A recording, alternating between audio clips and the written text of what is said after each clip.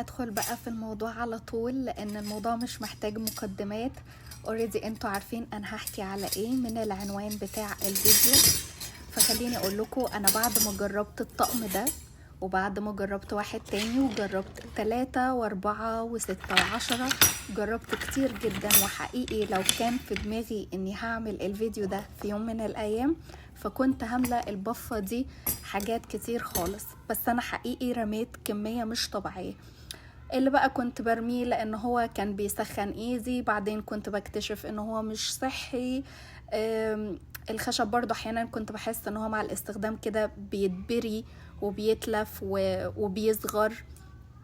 حاجات كتير جدا جربتها ورميتها. احيانا كنت بجيب اطقم وبحس ان مثلا الطقم ده مش كامل، يعني حاسه ناقصه حاجات كده، لحد ما وصلت للبرنس اللي قدامكم ده. هسيب كل حاجة بالتفصيل في آخر الفيديو. بس ليه أنا اخترت الطقم ده وعجبني قوي قوي؟ هو عجبني لكذا سبب، يعني يا رب يكون واضح كده في التصوير زي ما هو موجود وحلو قوي على الطبيعة. شايفين هو سميك ازاي؟ يعني شايفين السمك بتاعه حتى من الكاميرا عامل ازاي؟ بجد هو الطبيعة سميك قوي. الكواليتي بتاعه عالي، السيليكون بتاعه صحي. هو 6 أطقم بالمناسبة، بس في قطعة واحدة بس كانت موجودة في الدشوشر وقتها وقت ما أنا بصور. كلهم عمليين جدا، يعني بتاعة المكرونة اللي أنا ماسكاها دي بتسهل عليا حاجات كتير خالص، بحبها قوي في استخدام المكرونة. الطقم فعلا كله حلو. الجميل اللي فيه إن هو مقاوم للحرارة، يعني هو صحي قوي. كمان هو بيحافظ على الحلل، فمعنى ان هو بيحافظ على الحلل يعني انا مش هشتري حلل كل شوية، وانتوا عارفين طبعا ازمتنا هنا مع الحلل عاملة ازاي.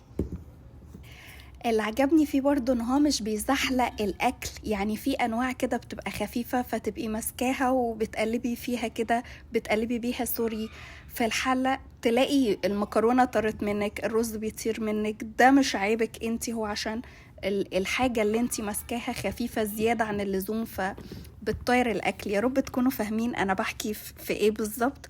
فلا، ده مش هيحصل معاكي مع الطقم ده علشان هو تقيل، ومش هتحتاجي بقى لكذا طقم تاني جنبه ويبقى عندك 100 طقم والمطبخ يبقى مش نظيف او كده. طبعا دي مش جاية معاه. الطقم 6 قطع كلهم عمليين جدا، وهيغنيكي بأمان عن اي طقم تاني عن تجربة. سهل التنظيف طبعا لان هو سيليكون، ودي حاجة مهمة بالنسبة لي. هحط شكله دلوقتي من امازون، ومش القصد ابدا الدعاية، بأمانة كل اللي مجربه ينزل يكتب لي تحت عشان يأكد انا بقول ايه. وهحطه في الكابشن لو حد جربه يكتب لي رأيه في كومنت. ويلا باي باي.